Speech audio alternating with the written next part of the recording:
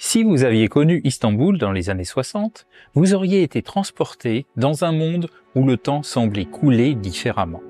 Dans cette métropole en pleine effervescence, au coin de nombreuses rues, trônait une vision familière et pourtant si vitale de grandes horloges publiques. Ces horloges, aujourd'hui disparues, sont les témoins muets d'une époque révolue. Une époque où les montres au poignet, souvent mécaniques, exigeaient un remontage quotidien et précis. Un simple oubli et vous pouviez perdre la mesure de votre journée.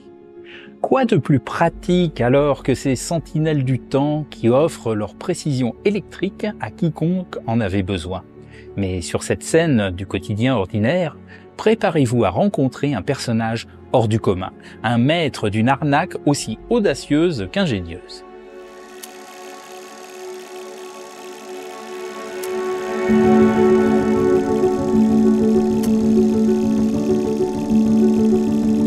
Et là, sous cette horloge, un drôle de bonhomme allait bientôt transformer le temps en argent, révélant que même les moments les plus banals peuvent cacher des histoires extraordinaires.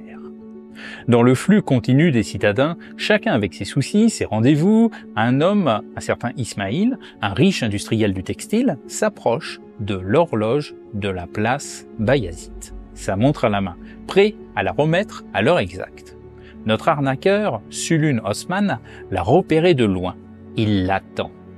Le passant, distrait, s'arrête devant l'horloge et commence à ajuster sa montre. C'est alors que Sulun Osman entre en scène avec un air officiel. C'est une livre. Alors là, une livre, oui, mais pourquoi? C'est une livre, je suis le propriétaire des horloges, lui explique-t-il. Normalement, je demande 2 livres, mais comme je vous ai déjà vu quelque part, je vous demande qu'une seule livre. Le passant est surpris, il regarde Sulun Osman, puis l'horloge, et là il hésite. La surprise du passant est palpable. Qui pourrait imaginer devoir payer pour simplement régler sa montre sur une horloge publique? Mais l'assurance de Sulun, sa posture, son ton, tout évoque une autorité indiscutable. C'est alors que Mehmet, complice de Sulun, arrive, visiblement pressé. Il s'arrête, regarde sa montre, puis les 2 hommes, et d'un coup, il sort 2 livres et demi avec un sourire reconnaissant.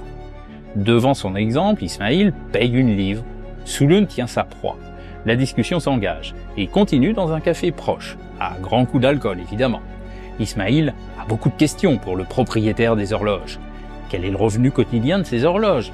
Sulun reste mystérieux, mais il finit par lui dire qu'il s'agit de 100 livres au minimum par appareil et par jour. Alors, 1 heure plus tard et une bouteille de raki plus tard, la négociation est bien avancée. Sulun fait monter les enchères en disant à son compagnon de bouteille que jamais il ne pourrait lui vendre sa belle affaire. Mais Ismaïl se montre généreux et il lui propose un paiement comptant de 5500 livres d'acompte pour lui racheter toutes les horloges de la place Bayazit et la possibilité de rentabiliser immédiatement l'investissement. Il se met alors fièrement au travail sous une de ces horloges nouvellement acquises. Son premier client proteste et finit par payer. Le second client sera le dernier car il le frappe au visage. Alors devant la bagarre qui s'engage, la police intervient. Ismaïl est pris pour un fou, il est interné de force et il aura beaucoup de mal à en sortir. Malgré ses protestations, personne ne voudra croire à son histoire.